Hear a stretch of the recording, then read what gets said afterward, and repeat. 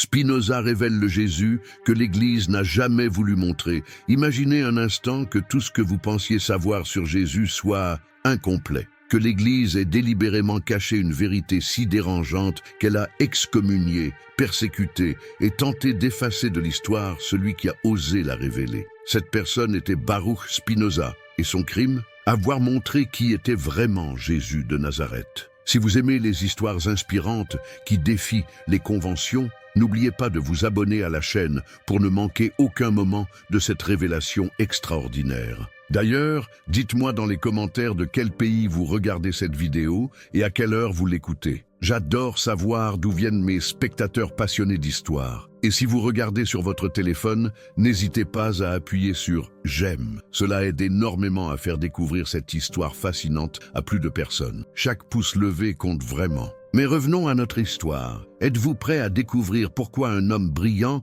a préféré vivre dans l'isolement plutôt que de garder le silence sur la vérité? Pourquoi ses écrits ont été brûlés dans toute l'Europe? Et surtout, quel secret sur Jésus était si dangereux qu'il fallait le faire disparaître? Le philosophe maudit. Nous sommes en 1656. À Amsterdam. Dans cette ville cosmopolite des Pays-Bas, refuge de nombreux exilés, vit un jeune homme de 23 ans dont le nom deviendra synonyme de scandale intellectuel. Baruch Spinoza, ou Bento, comme l'appellent ses proches, grandit dans une famille de marchands juifs portugais qui ont fui l'Inquisition espagnole. Mais qui était vraiment ce jeune homme avant qu'il ne devienne l'un des penseurs les plus controversés de l'histoire? Spinoza naît en 1632 dans une communauté juive séfarade prospère d'Amsterdam. Son père, Michael, est un marchand respecté qui commerce avec le Brésil et les Antilles. La famille Spinoza fait partie de ces nouveaux chrétiens,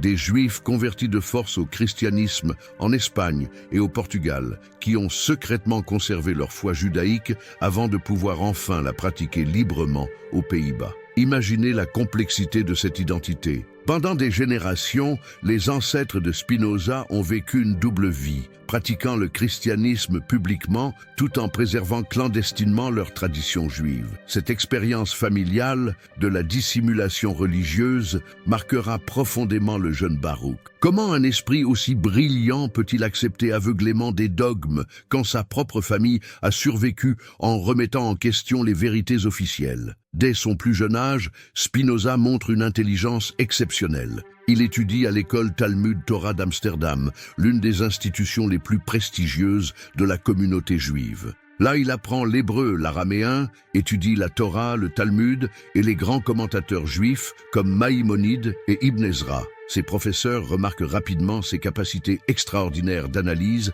et sa mémoire prodigieuse. Mais voilà où les choses deviennent intéressantes. Spinoza ne se contente pas d'étudier les textes religieux, il les questionne. Avec la même rigueur qu'un scientifique examinerait un phénomène naturel, il analyse les Écritures, et ce qu'il découvre le trouble profondément. Pourquoi les récits de la Genèse contiennent-ils des contradictions flagrantes? Comment Moïse a-t-il pu écrire sa propre mort dans le Deutéronome? Pourquoi trouve-t-on dans la Torah des références à des lieux qui n'existaient pas encore à l'époque supposée de sa rédaction? Ces questions, qui pourraient sembler techniques, cachent en réalité une remise en cause fondamentale de l'autorité religieuse. Le jeune Spinoza ne se limite pas aux études religieuses. Il dévore les œuvres des philosophes antiques, Cicéron, Tacite, Sénèque. Il s'intéresse passionnément aux découvertes scientifiques de son époque. Galilée vient de révolutionner l'astronomie, Descartes a proposé une nouvelle méthode philosophique,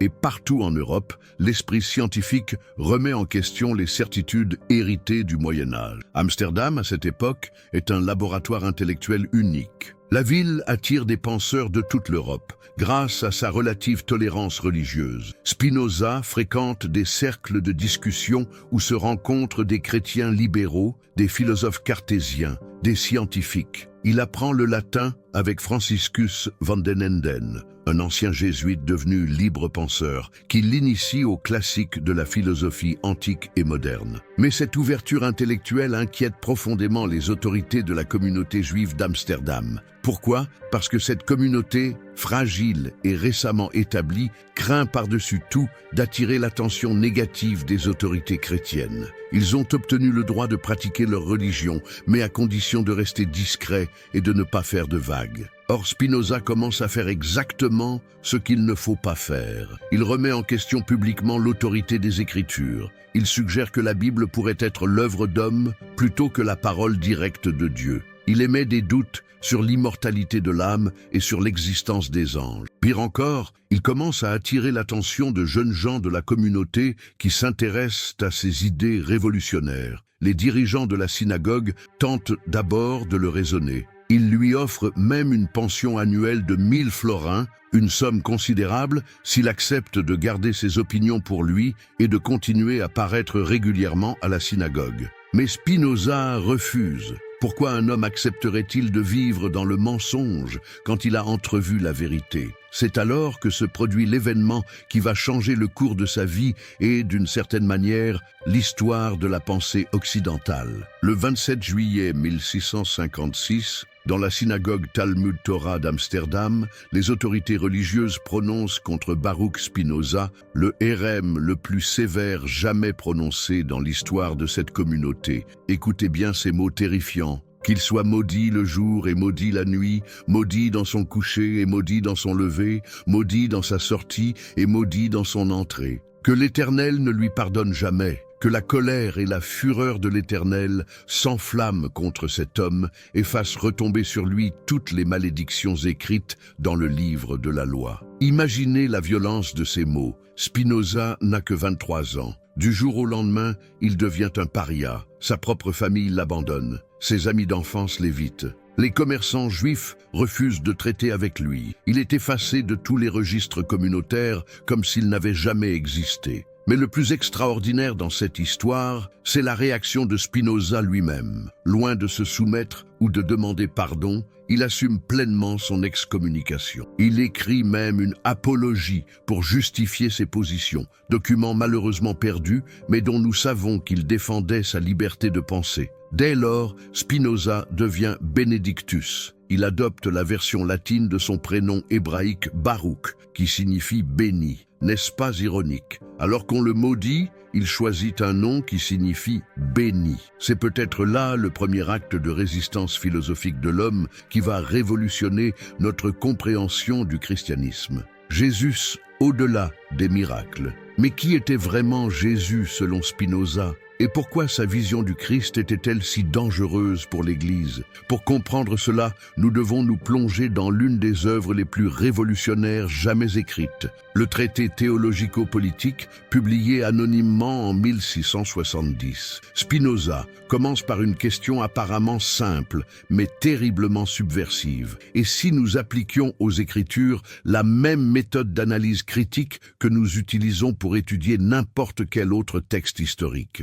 Et si nous cessions de considérer la Bible comme un livre tombé du ciel et que nous l'étudions comme le produit d'hommes de chair et de sang, vivant dans des contextes historiques précis? Cette approche, qui nous semble aujourd'hui évidente, était révolutionnaire au XVIIe siècle. Spinoza propose d'examiner qui a écrit chaque livre de la Bible, quand, dans quelles circonstances, pour quel public. Il veut comprendre les intentions réelles des auteurs plutôt que de chercher des sens mystiques cachés. Appliquée à la figure de Jésus, cette méthode produit des résultats saisissants. Spinoza distingue soigneusement le Jésus historique, l'homme qui a vécu en Palestine au 1er siècle, du Christ théologique créé par l'Église. Et cette distinction change tout. Qui était donc Jésus pour Spinoza? Avant tout, un être humain exceptionnel, doué d'une intelligence morale extraordinaire, mais un être humain néanmoins. Spinoza ne nie pas la grandeur de Jésus. Au contraire, il l'admire profondément, mais il refuse de voir en lui un être surnaturel. Jésus, selon Spinoza, était un homme de son temps, un juif palestinien du 1er siècle qui s'adressait à ses contemporains dans leur langue et selon leur catégorie mentale. Quand Jésus parle du royaume des cieux, il ne décrit pas un au-delà mystérieux, mais une transformation possible de la société humaine. Quand il évoque la vie éternelle, il ne promet pas une survie après la mort, mais une existence pleinement humaine, libérée de la peur et de la haine. Mais alors, que faire des miracles ? Cette question était cruciale car, pour l'Église, les miracles constituent la preuve de la divinité du Christ. Spinoza s'attaque de front à cette croyance. Pour lui, les miracles sont soit des phénomènes naturels mal compris, soit des récits symboliques, soit des ajouts tardifs aux textes originaux. Pourquoi cette position était-elle si dangereuse? Parce qu'elle sapait l'autorité même de l'Église. Si Jésus n'était qu'un homme, même exceptionnel, sur quoi reposait le pouvoir des prêtres qui prétendaient parler en son nom? Si les miracles n'étaient que des métaphores, comment justifier l'existence d'une caste sacerdotale prétendant détenir des pouvoirs surnaturels? Spinoza va plus loin. Il montre que la véritable révolution de Jésus n'est pas dans le surnaturel, mais dans l'éthique. Jésus a enseigné une morale universelle, basée sur l'amour du prochain, la justice et la compassion. Il a montré que ces valeurs ne dépendent pas de révélations divines, mais peuvent être découvertes par la raison humaine. Cette idée est révolutionnaire. Elle signifie que n'importe qui peut accéder à la vérité morale, enseignée par Jésus, sans avoir besoin d'intermédiaires religieux. Elle rend obsolète tout l'appareil ecclésiastique qui prétend détenir le monopole de l'interprétation divine. Mais Spinoza ne s'arrête pas là. Il analyse minutieusement les évangiles et y découvre des contradictions, des incohérences, des traces de rédaction multiples. Il montre que les textes ont été modifiés, remaniés, adaptés selon les besoins des différentes communautés chrétiennes primitives. Par exemple, pourquoi les généalogies de Jésus dans Matthieu et Luc sont-elles différentes?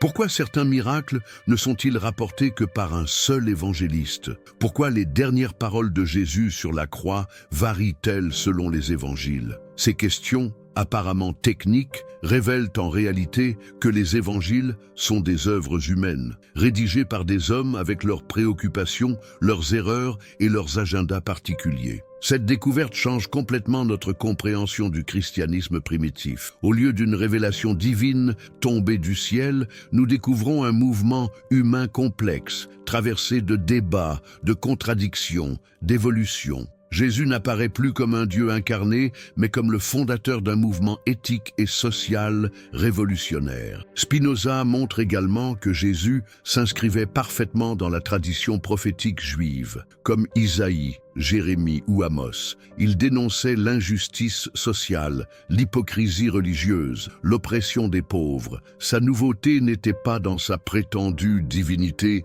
mais dans la radicalité de son message social et moral. Il dégilte la Bible comme document humain. Mais comment Spinoza a-t-il pu démontrer que les textes sacrés étaient l'œuvre d'hommes plutôt que de Dieu? Sa méthode était révolutionnaire et ses conclusions bouleversantes. Dans son traité théologico-politique, il développe ce qu'on appelle aujourd'hui la critique historique des textes, une discipline qui transformera à jamais notre compréhension des Écritures. Spinoza commence par une observation apparemment simple. Si la Bible est vraiment la parole de Dieu, elle devrait être parfaitement cohérente, sans contradiction ni erreur. Or, une lecture attentive révèle de nombreuses incohérences. Prenons quelques exemples saisissants que Spinoza analyse méticuleusement. Dans la Genèse, nous trouvons deux récits de la création qui se contredisent. Dans le premier, Dieu crée l'homme et la femme simultanément. Dans le second, il crée d'abord Adam, puis Ève, à partir de sa côte. Comment le même auteur divin aurait-il pu se contredire ainsi ? Plus troublant encore, comment Moïse a-t-il pu écrire le récit de sa propre mort dans le Deutéronome ? Le texte nous raconte que Moïse mourut là, au pays de Moab, selon l'ordre de l'Éternel. Personne n'a connu son sépulcre jusqu'à ce jour. Comment un homme peut-il écrire Personne n'a connu son sépulcre jusqu'à ce jour en parlant de sa propre mort. Spinoza relève des dizaines d'anachronismes similaires. La Torah mentionne des lieux qui n'existaient pas à l'époque de Moïse, utilise des expressions qui ne sont apparues que bien plus tard dans l'histoire hébraïque, fait référence à des événements postérieurs à la mort supposée de son auteur. Mais l'analyse de Spinoza va bien au-delà de ces contradictions ponctuelles. Il étudie le style, le vocabulaire, les préoccupations théologiques de chaque livre biblique. Il montre que différentes parties de la Bible reflètent différentes époques, différents contextes sociaux, différentes préoccupations religieuses. Par exemple, les lois sur le culte dans le Lévitique reflètent clairement l'existence d'un temple centralisé à Jérusalem,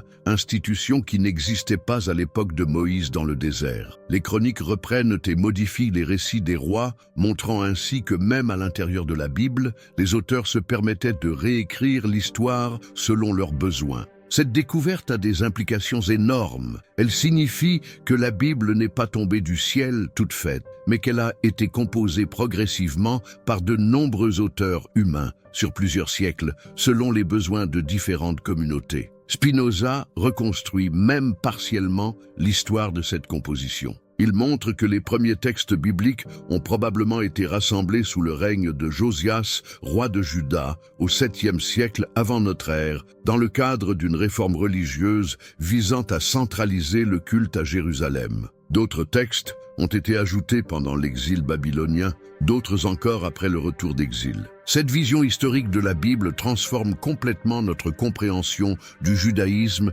et du christianisme. Au lieu de religions révélées une fois pour toutes, nous découvrons des traditions vivantes, évolutives, qui se sont adaptées aux circonstances historiques. Mais Spinoza ne s'arrête pas à l'Ancien Testament. Il applique la même méthode critique aux évangiles et aux écrits du Nouveau Testament. Là aussi, il découvre des traces de compositions multiples, des contradictions, des adaptations selon les besoins des différentes communautés chrétiennes primitives. Il montre par exemple que les évangiles ne sont pas des témoignages directs de la vie de Jésus, mais des textes rédigés plusieurs décennies après sa mort par des auteurs qui ne l'ont pas connu personnellement. Chaque évangéliste écrit pour un public particulier, avec des préoccupations théologiques spécifiques. Matthieu s'adresse à des Juifs convertis au christianisme et s'efforce de montrer que Jésus accomplit les prophéties de l'Ancien Testament. Luc écrit pour des païens convertis et insiste sur l'universalité du message chrétien.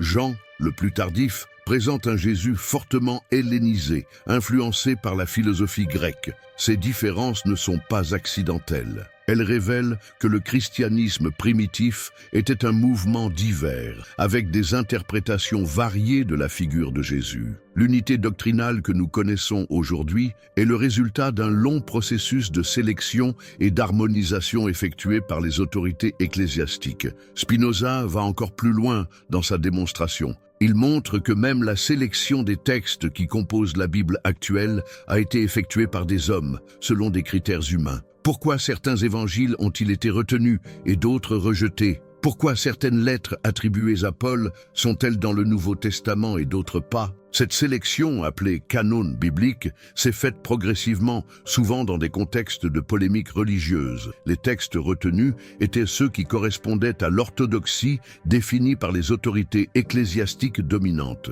Ceux qui proposaient des interprétations différentes du christianisme ont été écartés, parfois détruits. Ainsi, la Bible que nous connaissons aujourd'hui n'est pas la parole de Dieu, mais une sélection de textes effectués par des hommes d'Église selon leurs critères théologiques et politiques. Cette découverte relativise considérablement l'autorité des Écritures et par conséquent celle des institutions qui prétendent les interpréter. Mais pourquoi cette analyse était-elle si dangereuse au XVIIe siècle? Parce qu'elle détruisait le fondement même de l'autorité religieuse. Si la Bible était l'œuvre d'hommes, pourquoi certains hommes auraient-ils le privilège de l'interpréter? Si les textes sacrés étaient le produit de l'histoire humaine, pourquoi les traiter différemment des autres documents historiques? Spinoza ne se contente pas de critiquer. Il propose une nouvelle façon de lire les Écritures. Au lieu d'y chercher des vérités dogmatiques, il suggère d'y voir l'expression des aspirations spirituelles et morales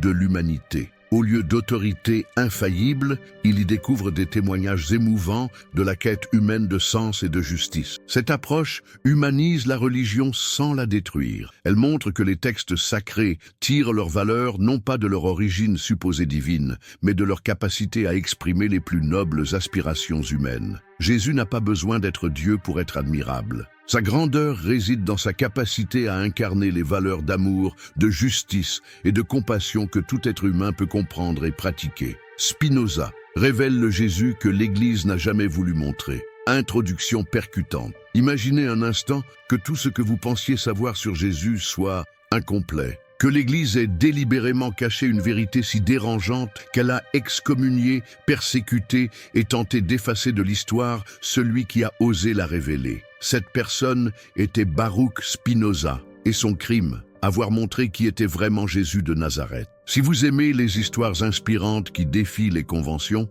n'oubliez pas de vous abonner à la chaîne pour ne manquer aucun moment de cette révélation extraordinaire. D'ailleurs, dites-moi dans les commentaires de quel pays vous regardez cette vidéo et à quelle heure vous l'écoutez. J'adore savoir d'où viennent mes spectateurs passionnés d'histoire. Et si vous regardez sur votre téléphone, n'hésitez pas à appuyer sur « J'aime ». Cela aide énormément à faire découvrir cette histoire fascinante à plus de personnes. Chaque pouce levé compte vraiment. Mais revenons à notre histoire. Êtes-vous prêt à découvrir pourquoi un homme brillant a préféré vivre dans l'isolement plutôt que de garder le silence sur la vérité ? Pourquoi ces écrits ont été brûlés dans toute l'Europe? Et surtout, quel secret sur Jésus était si dangereux qu'il fallait le faire disparaître? Le philosophe maudit. Nous sommes en 1656, à Amsterdam. Dans cette ville cosmopolite des Pays-Bas, refuge de nombreux exilés, vit un jeune homme de 23 ans, dont le nom deviendra synonyme de scandale intellectuel. Baruch Spinoza, ou Bento comme l'appellent ses proches, grandit dans une famille de marchands juifs portugais qui ont fui l'Inquisition espagnole. Mais qui était vraiment ce jeune homme avant qu'il ne devienne l'un des penseurs les plus controversés de l'histoire? Spinoza naît en 1632 dans une communauté juive séfarade prospère d'Amsterdam. Son père, Michael, est un marchand respecté qui commerce avec le Brésil et les Antilles. La famille Spinoza fait partie de ces nouveaux chrétiens, des juifs convertis de force au christianisme en Espagne et au Portugal, qui ont secrètement conservé leur foi judaïque avant de pouvoir enfin la pratiquer librement aux Pays-Bas. Imaginez la complexité de cette identité. Pendant des générations, les ancêtres de Spinoza ont vécu une double vie, pratiquant le christianisme publiquement tout en préservant clandestinement leur tradition juive. Cette expérience familiale de la dissimulation religieuse marquera profondément le jeune Baruch.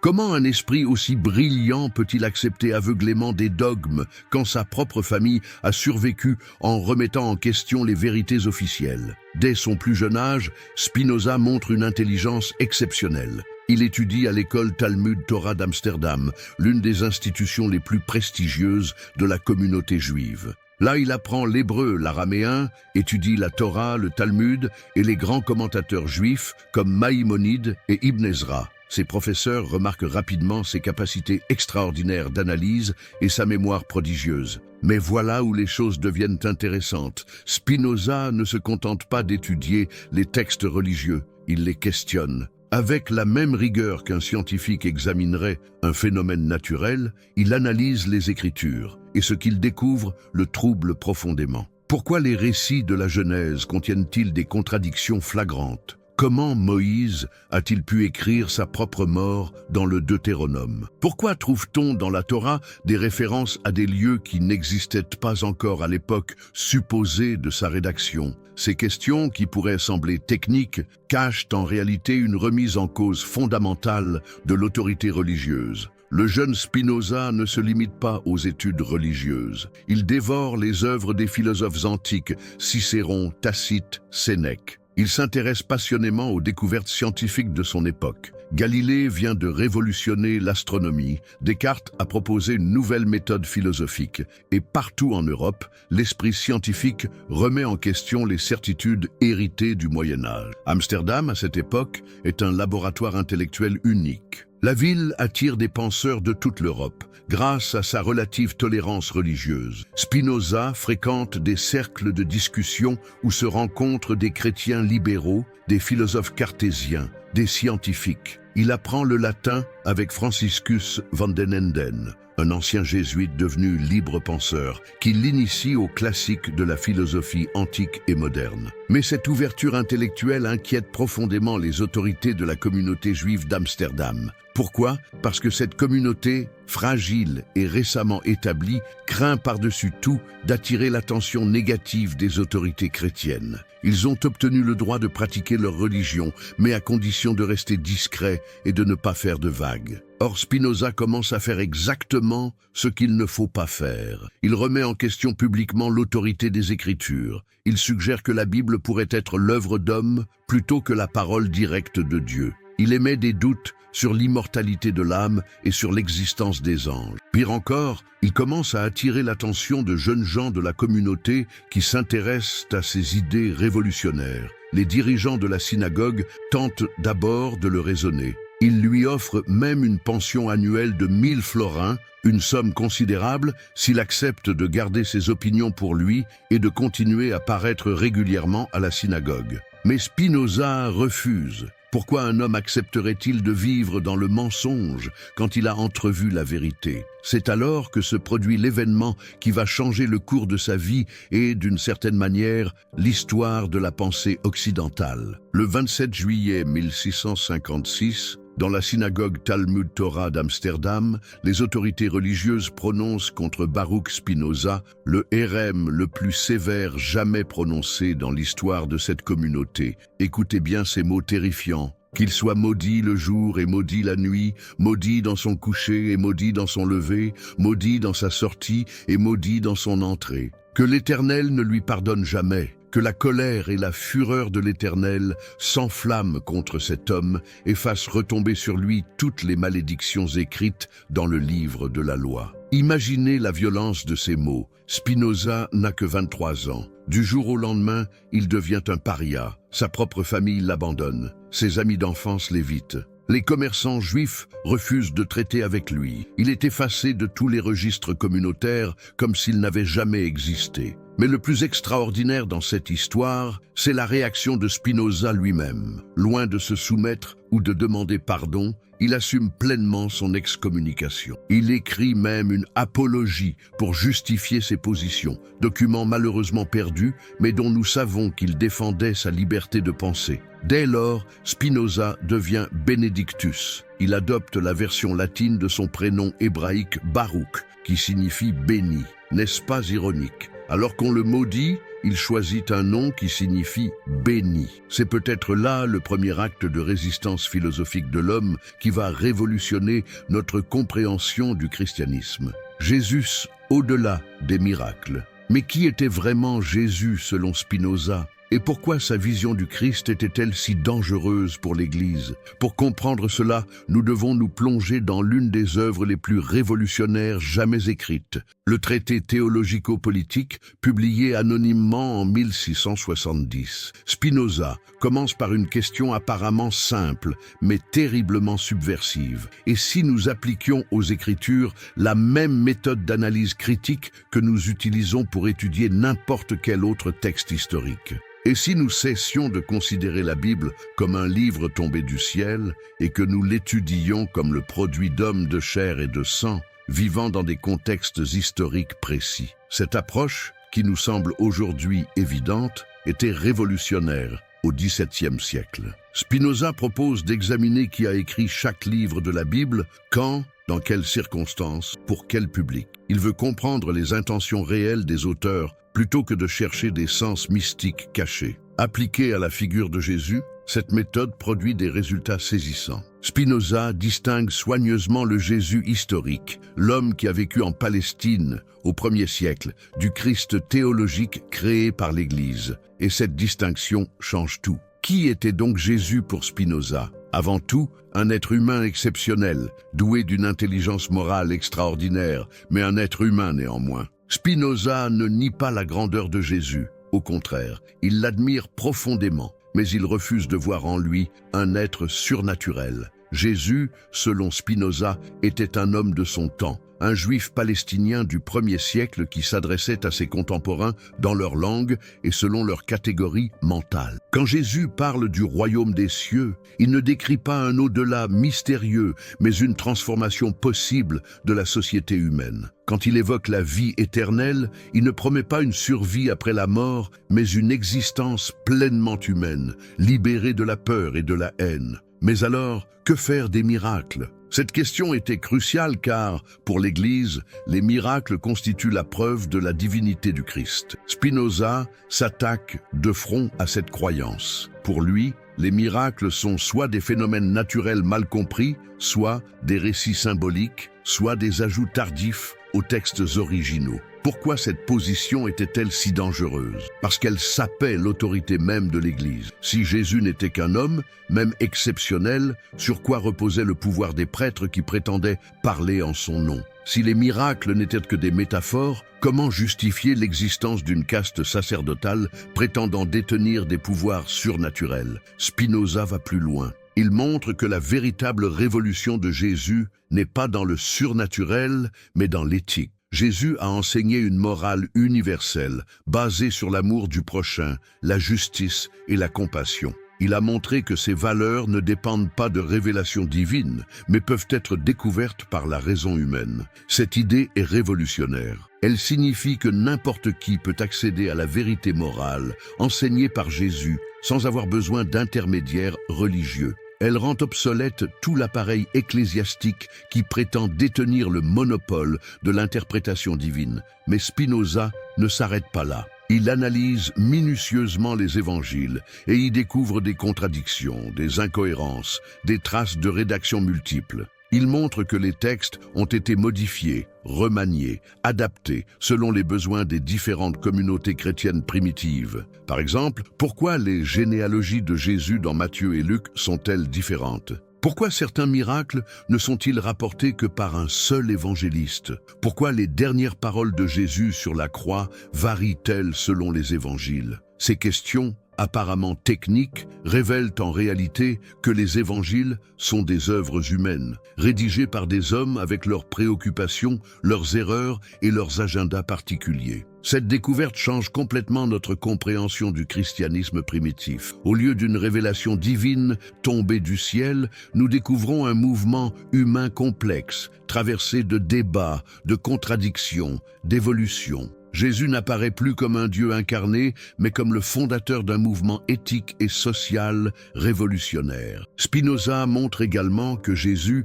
s'inscrivait parfaitement dans la tradition prophétique juive, comme Isaïe, Jérémie ou Amos. Il dénonçait l'injustice sociale, l'hypocrisie religieuse, l'oppression des pauvres. Sa nouveauté n'était pas dans sa prétendue divinité, mais dans la radicalité de son message social et moral. Il dirigeait la Bible comme document humain. Mais comment Spinoza a-t-il pu démontrer que les textes sacrés étaient l'œuvre d'hommes plutôt que de Dieu? Sa méthode était révolutionnaire et ses conclusions bouleversantes. Dans son traité théologico-politique, il développe ce qu'on appelle aujourd'hui la critique historique des textes, une discipline qui transformera à jamais notre compréhension des Écritures. Spinoza commence par une observation apparemment simple. Si la Bible est vraiment la parole de Dieu, elle devrait être parfaitement cohérente, sans contradiction ni erreur. Or, une lecture attentive révèle de nombreuses incohérences. Prenons quelques exemples saisissants que Spinoza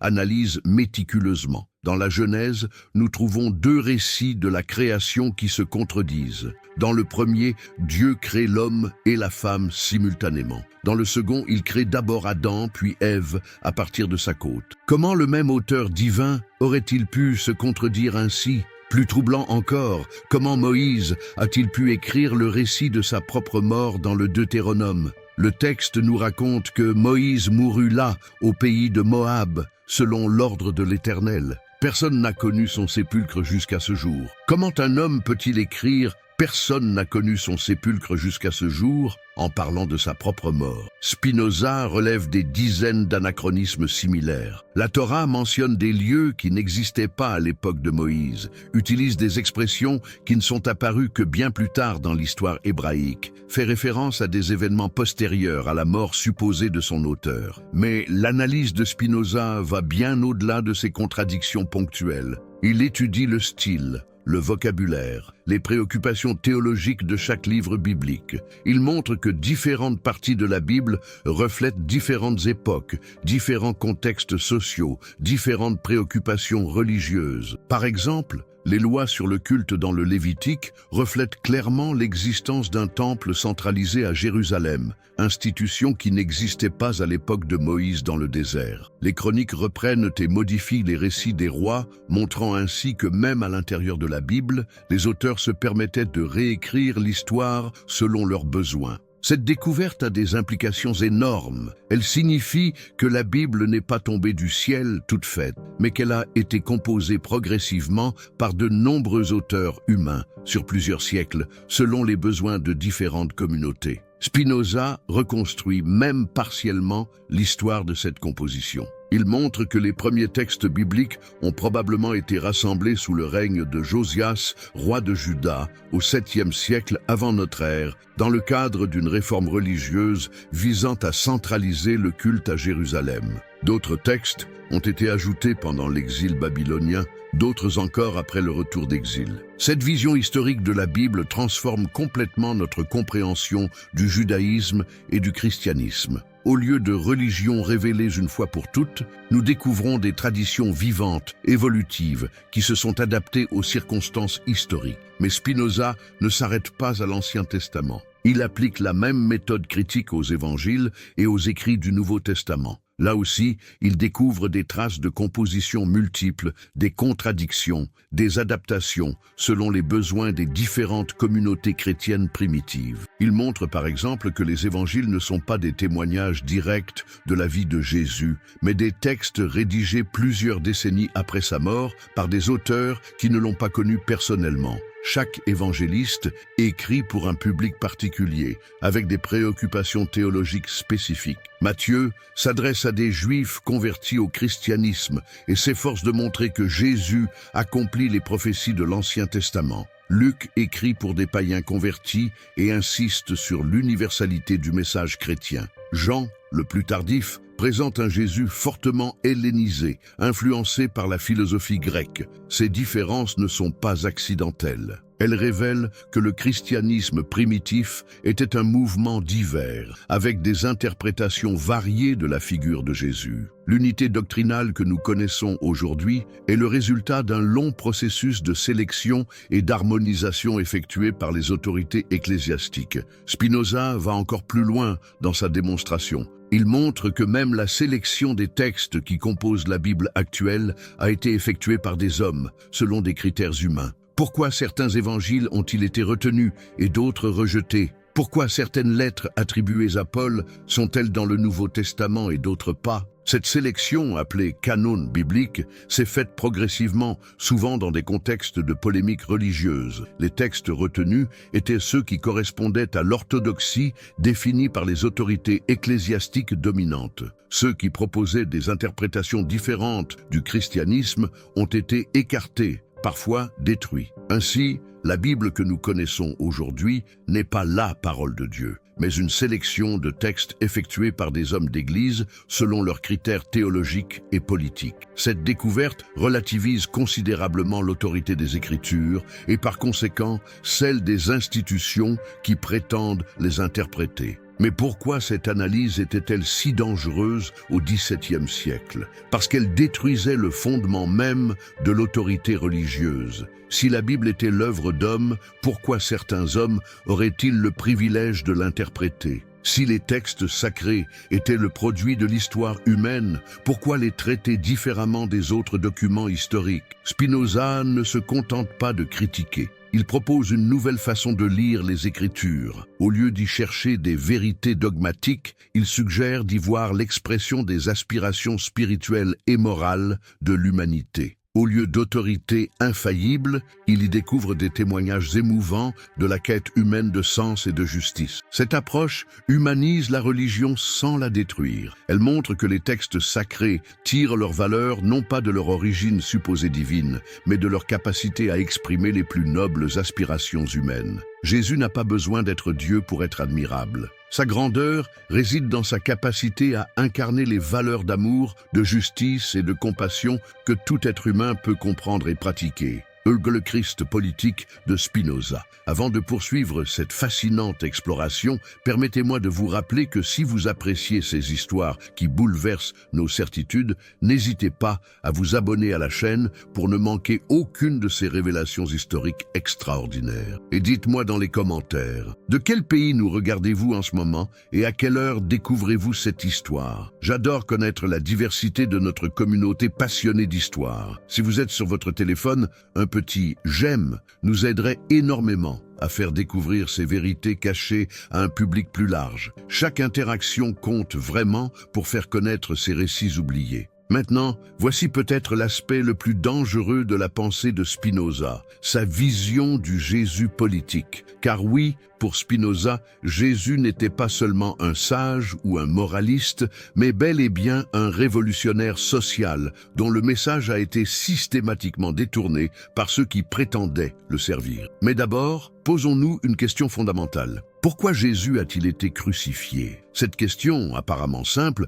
révèle en réalité toute la dimension politique du message christique que l'Église a tenté d'occulter pendant des siècles. Rome ne crucifiait pas les doux rêveurs mystiques. La crucifixion était un châtiment politique réservé aux séditieux, aux esclaves rebelles, aux ennemis de l'ordre établi. Si Jésus est mort sur une croix, c'est qu'il représentait une menace pour le pouvoir en place. Mais quelle menace exactement? Spinoza, avec sa rigueur habituelle, analyse minutieusement les évangiles pour reconstituer le véritable message politique de Jésus. Et ce qu'il découvre est explosif. Jésus prêchait une révolution sociale radicale qui remettait en question les fondements mêmes de la société antique. Regardez attentivement les enseignements de Jésus tels que rapportés dans les évangiles. Il est plus facile à un chameau de passer par le chat d'une aiguille qu'à un riche d'entrer dans le royaume de Dieu. Cette phrase n'est pas une métaphore spirituelle, c'est une condamnation directe de l'accumulation de richesses. Dans une société où la richesse était considérée comme une bénédiction divine, cette déclaration était révolutionnaire. Heureux les pauvres, car le royaume des cieux leur appartient. Encore une fois, Jésus ne promet pas une consolation dans l'au-delà, mais annonce un renversement des rapports sociaux. Le royaume des cieux dont parle Jésus n'est pas un paradis post-mortem, mais une transformation radicale de l'ordre social terrestre. Spinoza montre que Jésus s'inscrivait parfaitement dans la tradition prophétique juive de dénonciation de l'injustice sociale. Comme Amos qui fulminait contre ceux qui vendent le juste pour de l'argent et le pauvre pour une paire de sandales, comme Isaïe qui proclamait « Malheur à ceux qui ajoutent maison à maison et champ à champ jusqu'à occuper toute la place », Jésus dénonçait l'exploitation des faibles par les puissants. Mais Jésus allait plus loin que ses prédécesseurs prophètes. Il ne se contentait pas de dénoncer l'injustice, il organisait concrètement une communauté alternative. Ses disciples formaient une société égalitaire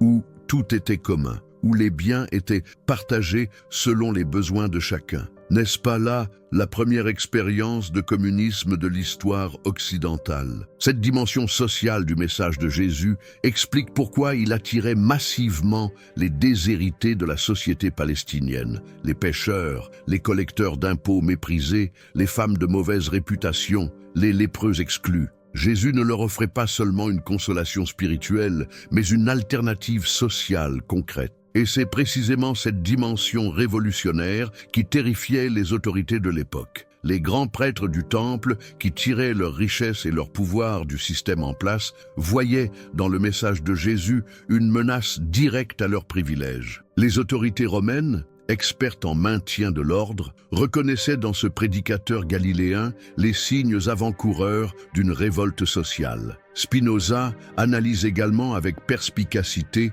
la façon dont ce message révolutionnaire a été progressivement neutralisé par ceux qui prétendaient le perpétuer. Comment le christianisme est-il passé d'un mouvement de libération sociale à une religion de soumission à l'ordre établi? La transformation commence dès les écrits de Paul de Tarse. Certes, Paul était un génie organisateur qui a permis l'expansion du christianisme au-delà des frontières juives. Mais dans ses lettres, nous voyons déjà s'opérer une spiritualisation du message originel de Jésus. Là où Jésus promettait un royaume terrestre de justice, Paul annonce un salut spirituel dans l'au-delà. Plus révélateur encore, Paul recommande explicitement la soumission aux autorités établies. Que toute personne soit soumise aux autorités supérieures, car il n'y a point d'autorité qui ne vienne de Dieu, et les autorités qui existent ont été instituées de Dieu, écrit-il aux Romains. Peut-on imaginer contraste plus frappant avec Jésus chassant les marchands du temple? Cette évolution s'accélère lorsque le christianisme devient religion officielle de l'Empire romain sous Constantin au IVe siècle. Là s'opère la plus grande trahison de l'histoire religieuse occidentale. La religion de celui qui avait déclaré « Mon royaume n'est pas de ce monde » devient l'idéologie officielle du plus puissant empire terrestre de l'époque. Les évêques, hier persécutés, deviennent conseillers des empereurs. L'Église, hier communauté égalitaire, développe une hiérarchie calquée sur l'administration impériale. Le message de Jésus sur le partage des richesses est remplacé par une théologie de la résignation sociale. Les pauvres doivent accepter leur sort car ils seront récompensés dans l'au-delà. Spinoza montre comment cette transformation n'est pas accidentelle mais systématique. L'Église institutionnelle avait besoin de neutraliser la dimension subversive du message christique pour pouvoir coexister avec les pouvoirs temporels. Elle a donc opéré une remarquable opération de récupération idéologique. Le Jésus révolutionnaire qui dénonçait l'hypocrisie des riches devient un Jésus moralisateur qui prêche la patience aux opprimés. Le Jésus qui organisait une communauté égalitaire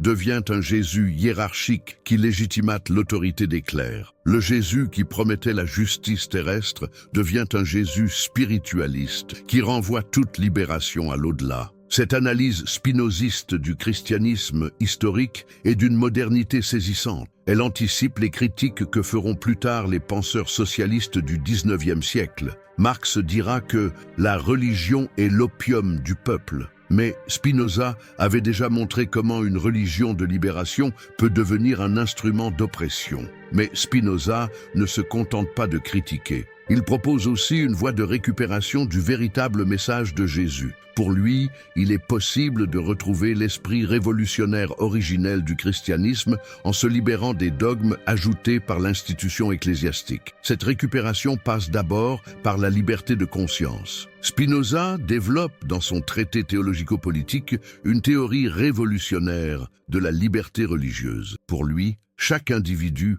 a le droit inaliénable d'interpréter les Écritures selon sa conscience, sans être soumis à l'autorité d'aucun clergé. Cette idée peut nous sembler banale aujourd'hui, mais elle était explosive au XVIIe siècle. Elle signifiait que n'importe quel fidèle pouvait contester l'interprétation officielle de l'Église, qu'aucune autorité religieuse ne pouvait imposer ses dogmes à la conscience individuelle. Spinoza va plus loin. Il montre que cette liberté de conscience est non seulement un droit, mais un devoir. Car comment peut-on prétendre suivre Jésus si l'on n'a pas la liberté de comprendre son message? Comment peut-on parler d'amour authentique si cet amour est imposé par la contrainte? Cette philosophie de la liberté religieuse aura une influence considérable sur les penseurs des Lumières et sur l'élaboration des principes de laïcité moderne. Mais elle puise ses racines dans une compréhension profonde du message originel de Jésus tel que le reconstitue Spinoza. Eudes le Lège interdit. Mais pourquoi cette vision révolutionnaire de Jésus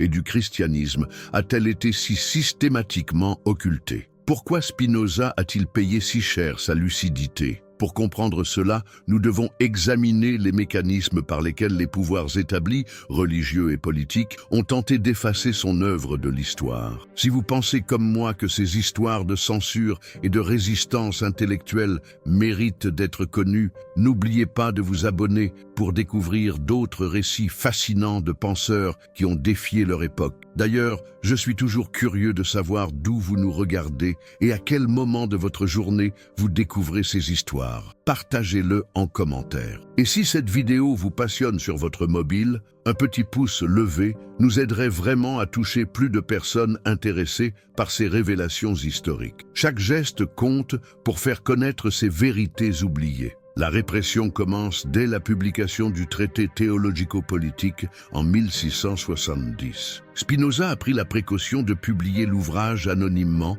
à Amsterdam, avec une fausse adresse d'édition indiquant Hambourg. Mais cette prudence ne suffit pas à le protéger de la fureur qu'il déchaîne. Dès 1674, le livre est officiellement interdit dans toutes les provinces unies. Les autorités civiles et religieuses s'unissent dans une condamnation sans appel. Le synode de l'Église réformée de Hollande méridionale déclare l'ouvrage blasphématoire et athée. Les États de Hollande ordonnent la saisie de tous les exemplaires. Mais cette interdiction officielle n'est que le début d'une persécution systématique. Dans toute l'Europe chrétienne, catholique comme protestante, l'œuvre de Spinoza devient synonyme d'athéisme et de sédition. En France, Bossuet dénonce l'exécrable système de Spinoza. En Angleterre, les évêques anglicans mettent en garde contre la contagion spinoziste. Pourquoi une telle unanimité dans la condamnation? Parce que Spinoza ne se contentait pas de critiquer telle ou telle doctrine particulière. Il s'attaquait au fondement même de l'autorité religieuse, quelle qu'elle soit. Catholiques et protestants, malgré leurs divisions, avaient un intérêt commun à faire taire celui qui révélait les ressorts humains, trop humains, de leur pouvoir. Plus grave encore aux yeux des autorités, Spinoza ne gardait pas ses idées pour lui. Malgré son excommunication et son isolement officiel, il continue à enseigner, à écrire, à correspondre avec les plus grands esprits de son époque. Sa maison de Rijnsburg, puis de Voorburg, enfin de La Haye, devient un lieu de pèlerinage intellectuel pour tous ceux qui cherchent une alternative à l'orthodoxie religieuse. Qui vient écouter Spinoza dans sa retraite forcée? Des nobles libéraux comme Simon de Vries, des médecins philosophes comme Lodewijk Mayer, des diplomates cultivés, des marchands éclairés. Tous forment autour du philosophe maudit un réseau informel de libres penseurs qui diffusent clandestinement ses idées à travers l'Europe. Cette influence souterraine inquiète profondément les autorités, car les idées de Spinoza ne restent pas confinées dans les cercles intellectuels. Elles inspirent des mouvements religieux dissidents, nourrissent les revendications politiques naissantes, alimentent l'esprit critique qui commence à ébranler l'ancien régime. Mais la persécution prend aussi des formes plus subtiles et plus pernicieuses. Les adversaires de Spinoza ne se contentent pas d'interdire ses livres. Ils tentent de déformer sa pensée, de la caricaturer, de la réduire à un matérialisme grossier. Ils créent délibérément une légende noire du spinozisme pour dissuader les esprits curieux de lire directement ses œuvres. Cette campagne de désinformation est remarquablement efficace. Pendant plus d'un siècle, le nom de Spinoza reste associé dans l'opinion publique à l'athéisme le plus radical et à l'immoralité la plus complète. Même des penseurs aussi libres que Voltaire hésitent longtemps avant d'avouer leur admiration pour le philosophe d'Amsterdam. Il faut attendre les dernières décennies du XVIIIe siècle pour que la véritable pensée de Spinoza commence à émerger de ce brouillard de calomnie. Et c'est révélateur que cette réhabilitation coïncide avec la montée des idées démocratiques et révolutionnaires en Europe. Car les révolutionnaires français de 1789 retrouvent chez Spinoza des idées qui résonnent avec leurs aspirations. Sa critique de l'autorité religieuse annonce leur combat contre l'Église. Sa théorie de la liberté de conscience préfigure leur déclaration des droits. Sa vision d'un Jésus révolutionnaire légitime leur critique de la religion comme instrument d'oppression. Mais même cette redécouverte partielle reste limitée et contrôlée. Les philosophes des Lumières, qui s'inspirent de Spinoza, préfèrent souvent taire leurs sources. Il est plus prudent de critiquer la religion au nom de la raison abstraite qu'au nom de Spinoza, toujours sulfureux. Il faudra attendre le 19e siècle pour que commence vraiment la réhabilitation de Spinoza. Et c'est significatif que cette réhabilitation soit d'abord le fait d'intellectuels allemands dans un pays où l'autorité religieuse traditionnelle a été ébranlée par la réforme et les guerres de religion. Lessing, d'abord, qui avoue dans ces dernières années son spinozisme et influence toute une génération de penseurs. Puis les romantiques allemands, qui découvrent chez Spinoza un panthéisme mystique qui nourrit leur vision poétique du monde. Enfin, Hegel, qui fait de Spinoza un moment essentiel de l'histoire de la philosophie. Mais cette réhabilitation académique a un prix. Elle neutralise Spinoza en l'enfermant dans l'histoire de la philosophie pure. Le Spinoza révolutionnaire, le critique radical de la religion et de la politique, disparaît derrière le Spinoza système philosophique. On admire la rigueur géométrique de l'éthique, mais on oublie la charge subversive du traité théologico-politique. Cette récupération universitaire de Spinoza illustre un phénomène plus général. La capacité des institutions dominantes à désamorcer les pensées subversives en les transformant en objets d'étude académique. Le révolutionnaire devient grand philosophe. Le blasphémateur devient monument de la culture occidentale. Aujourd'hui encore, cette neutralisation se poursuit. Dans nos universités, on enseigne la métaphysique spinoziste, mais on évite soigneusement d'aborder sa critique des religions révélées. On commente son analyse des passions, mais on passe sous silence sa dénonciation des mécanismes de domination religieuse. Pourtant, l'actualité de Spinoza n'a jamais été aussi évidente. À une époque où les fondamentalismes religieux ressurgissent partout dans le monde, où l'instrumentalisation politique de la religion menace les sociétés démocratiques, la lucidité de Spinoza sur les rapports entre pouvoir temporel et autorité spirituelle reste d'une brûlante actualité. Sa vision d'un Jésus révolutionnaire trahi par ses prétendus disciples résonne étrangement avec les débats contemporains sur les valeurs chrétiennes, brandis par des politiciens qui semblent avoir oublié le message social des évangiles. Sa défense de la liberté de conscience contre tous les dogmatismes reste un rempart précieux contre les nouvelles formes d'intolérance. Mais surtout, Spinoza nous enseigne qu'il est possible de réconcilier spiritualité authentique et lucidité critique. On peut admirer la grandeur morale de Jésus sans accepter aveuglément les dogmes de l'Église. On peut nourrir sa vie intérieure sans renoncer à l'exercice de sa raison. Cette leçon de liberté intellectuelle et spirituelle, voilà peut-être le véritable legs de Spinoza. Un legs qui dérange toujours autant les gardiens des orthodoxies, qu'elles soient religieuses ou laïques. Car Spinoza nous apprend que la vérité n'appartient à personne et que chaque être humain a le droit et le devoir de la chercher par lui-même.